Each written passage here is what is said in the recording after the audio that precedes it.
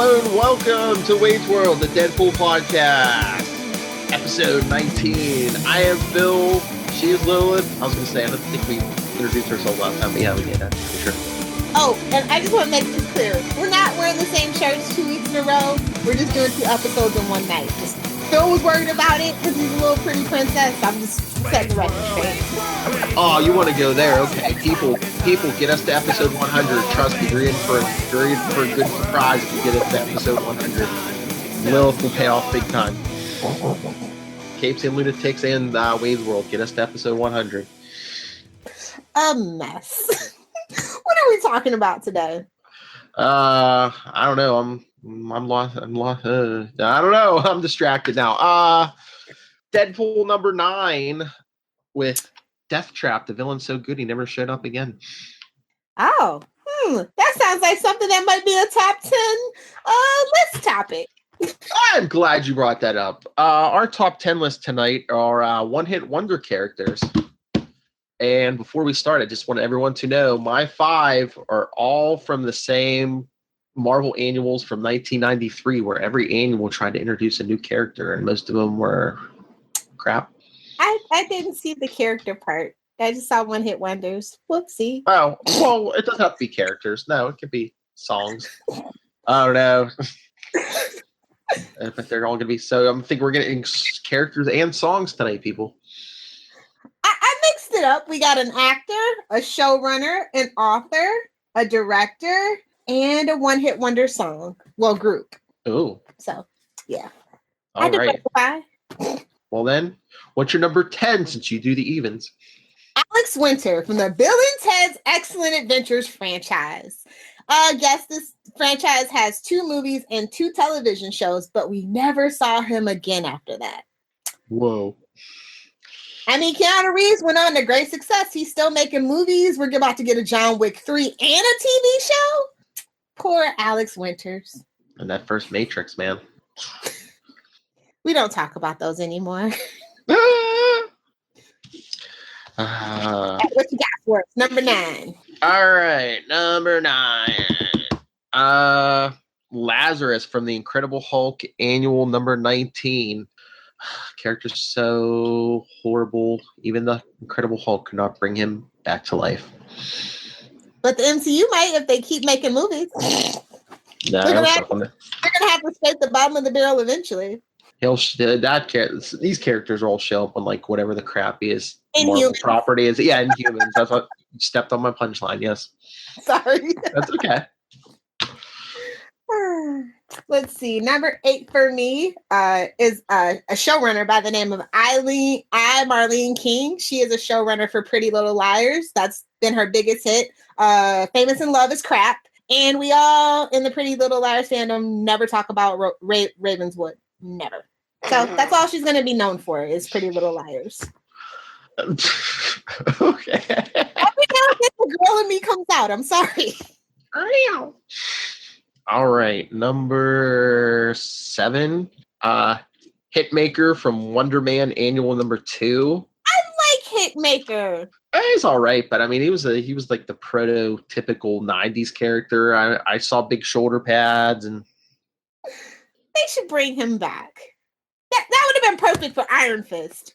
Marvel, bring Lil Hellfire in to write some stuff for you. She can bring back some of these characters that no one else can resurrect. As long as as long as it's in a like old style of Deadpool where I can just kill him off again in that same issue. Hey, all the characters on my list, I'm sure they'd be like, yeah, kill him off. I don't know. Next one for me is a director who directed a movie that I really love and don't understand why he never got work again. Like big time work anyway. Is the director of American History X, Tom Kay. I love that movie. It's well directed. It's stark. It's bleak, but it still makes you care. And I for the life of me can't figure out why Hollywood won't hire him again. If anybody knows, leave us comments if you're watching the video or send in us email. We're going to do shameless plugs. So if you forgot, we got you covered later. Episode 19, you should know us by now. We're shameless plugs. Shameless everything. Need to drop from Game of Thrones. Shame. Ding, ding, shame. Yeah. Play that Play that before the plugs. Number 3 is, or I'm sorry, what are we on? Number 5? I think so. I think so. Face Thief from Iron Man Annual 14. Yes, Face Thief. No, not John Travolta. Ooh. No, that's Face Talk Off. about movies that you never. I was talking about the movie Face Off. I don't know what you're thinking. Travolta and Cage. I don't know who thought that was a good idea. Woo! Moving right along, my next pick is Mary Shelley, author of Frankenstein. She started the sci-fi, and we never heard from her again. Sad. Yes, your sci-fi was created by a teenage girl. Deal with it. All you fake nerd boys, deal with it. What's that I hear? Fanboys passing out and dropping to the floor as we speak. All right, number 3, I guess. Wild Streak from Fantastic Four Annual 26. Oh, yes, they call him the Wild Streak. They could have done something more with that character. Yeah. That wasn't a good year for annuals, Marvel. I mean, there were a few good characters. I mean, actually later on, like the original Captain Marvel's son was in there. I think was Night Watch in there? You know, the character that was in a couple Spider-Man stories. I don't know. Reminded me of Spawn. I don't know if Marvel was trying to create their own Spawn. Well, DC's been trying to create their own Hulk for how many years? So, oh no, you didn't. Come on, that's a running gag from World's Finest. Oh, so my number 2 pick and final pick, Dexy Midnight Runners. Come on, Eileen. That album was so perfect.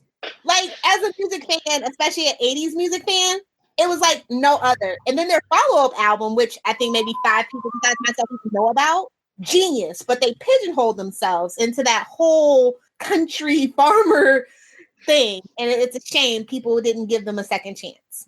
So, random nonsense, maybe go look into them. If you like 80s music, it's not all, come on, Eileen. It's very diverse. It's a really cool album. Just look at it, listen to it. I know they probably got a YouTube mix somewhere. Oh, man, we got to do a Capes of Lunatics music special. Just do like 80s, 90s music. 4 of us, maybe get Jesse Jackson in here. Oh, yeah. Yeah. All right. And number 1... the Battling Phantom from Captain America Annual 12. That's right. Now, tell me they can't do something with that in the new MCU. Tell me. A boxer superhero. It worked for Wildcat. Just saying. Not the one on Arrow. Because some say he's still bleeding in those streets from the uprising. I was going to say, this one disappeared faster than that Wildcat even. Boxing used to be America's sport, so I don't know what happened. MMA. I won't say which America's that favorite sport because I love MMA. So okay, that blew my theory out of the water. I was going to say that's white guys. No. So Deadpool number 9, Heroes Reburned. I love it. I love these alternate types. They're the best. Oh yeah. I actually like Deathtrap. Don't shoot me, Phil. In this, what? I actually like Deathtrap as a villain. He was decent, and then it seemed like even at the end of the issue, they're like, oh, the start of a beautiful friendship or whatever. And then I don't think unless there was something I didn't read, you never hear from this guy again. Yeah, because it's one of those, and we never saw him again. I know they played it up like, oh yeah, Deadpool's gonna get his revenge, and then you never see the guy. Oh. But this guy come back. Maybe he'll be in Deadpool 5. Maybe. Be the guy he kills in the first 5 minutes. Oh, 2 or 3 opens up with Deadpool trying to get out of one of Deathtrap's traps. I want the baby bonnet scenario from this issue. Yes. Oh, you want to do Deadpool 3 has to open with that. Or I'm not happy. All right, everyone, you've heard Lilith's weird fantasy how she wants to see Ryan Reynolds dressed, so make it happen, Fox. I mean, honestly, if any movie character can make that happen, it's Deadpool. Oh my God, and just Ryan Reynolds leaning into the screen, just be like, that's right, kids, Deathtrap, look it up on Google it, Deadpool number 9. Oh, and Ryan Reynolds, if you see this, you are the master of ad-libbing for it. Just say Wade's World in Deadpool 2 or 3. Just say Wade's World. He has to say it's Wade's World, and you're just living in it. Nah. Oh my god! Even if he didn't know it was us, we could just be like, "Look, he said our name. He said our name in the movie." As seen in the Deadpool movie. As mentioned by Ryan Reynolds, star of Deadpool, in the character of Deadpool. Oh, that was our random nonsense. I don't know. My favorite panel in this issue is Deadpool on a private plane with a martini. I mean, just talk about things that don't go together.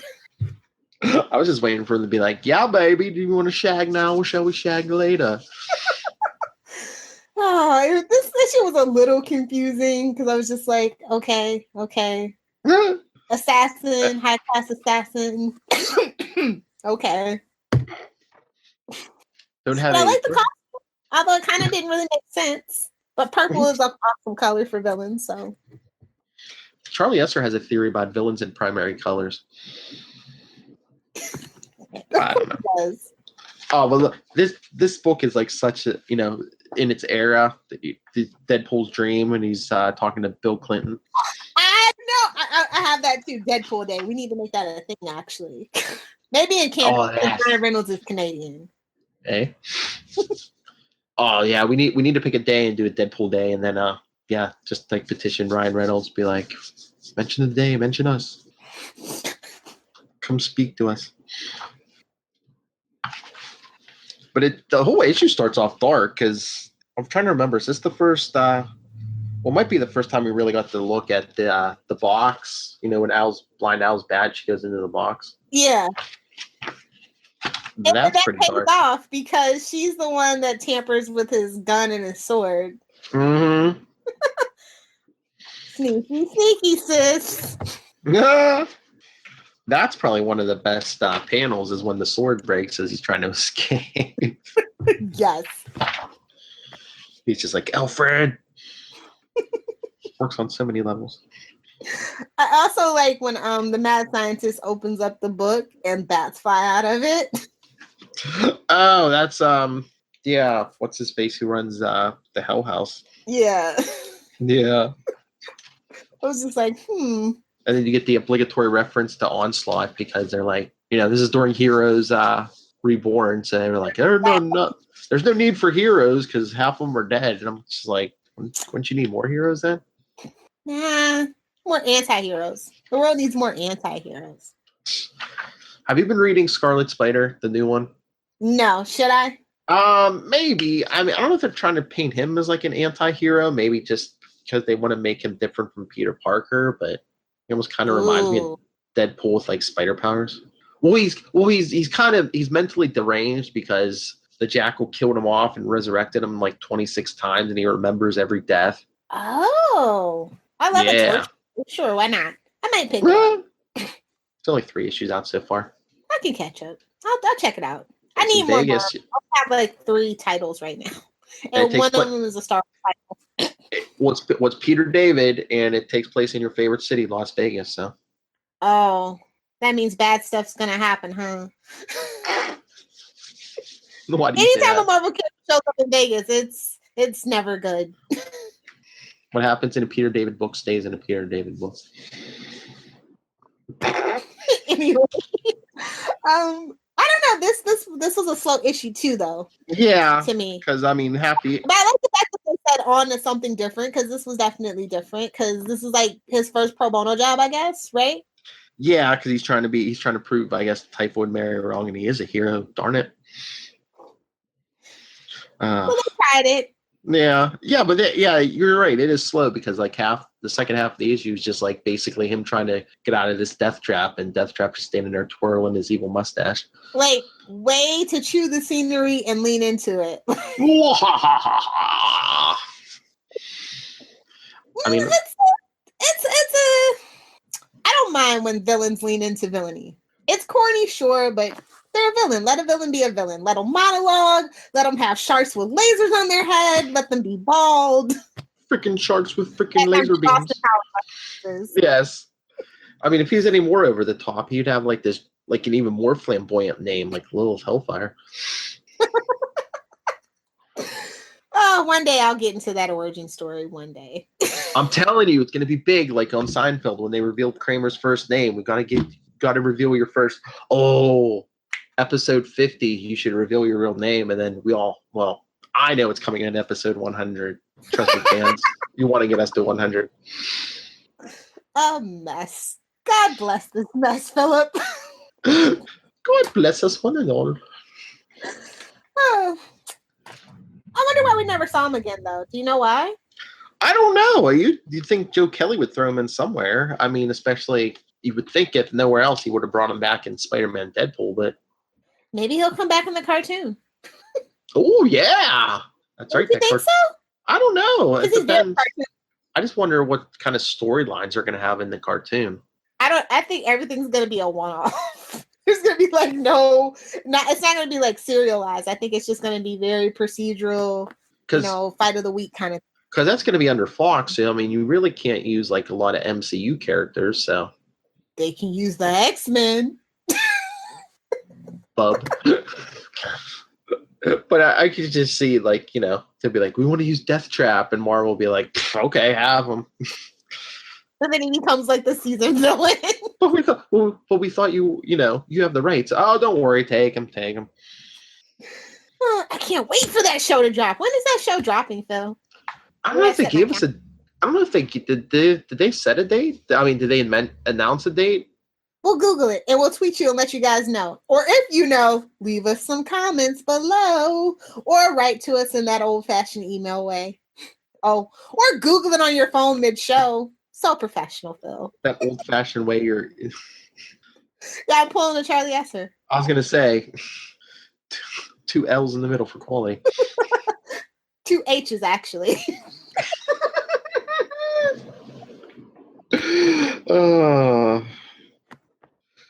So what did you grade this one? It's another B- for me. I like that they tried something different with Deathtrap. I like that he leaned into his villainy. No problem with that there. But I needed something to pick up the pace from what we lost with the whole Typhoid Mary arc. Mm-hmm. But this was just a palate cleanser for the next arc. So, I understand. Yeah, oh yeah, I can't wait for the next 2 issues. But I'm probably going to agree with the B-. No date. I'm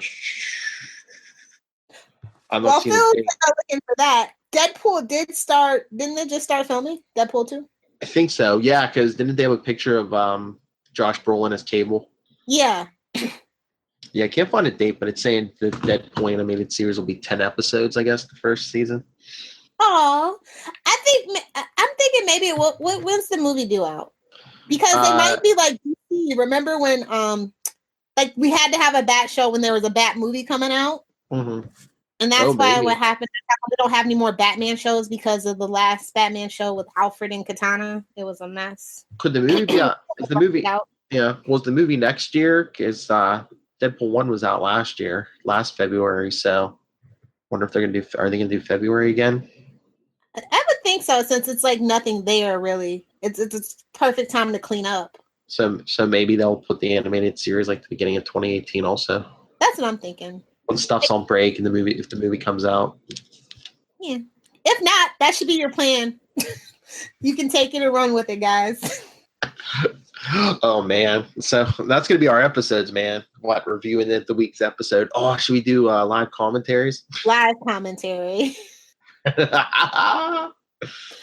Oh, so yeah, I guess we can go to shameless plugs, yeah. Okay. Poor thing's lost his iPad. Oh, got too much stuff here. You just need a sticky note right above your computer now. Yeah, I need to stand. All right, so everyone, are you reading along with us? Is there anything you want us to review? Do you love our random nonsense? We love you. Email us, wadesworldpod@gmail.com. Like us on Facebook. Please like us. Facebook.com/wadesworldpodcast. Twitter is @wadesworldpod. Instagram, like all the teenagers, Wade's World, Deadpool Podcast. Pinterest, like all the moms, Wade's World, Deadpool Podcast.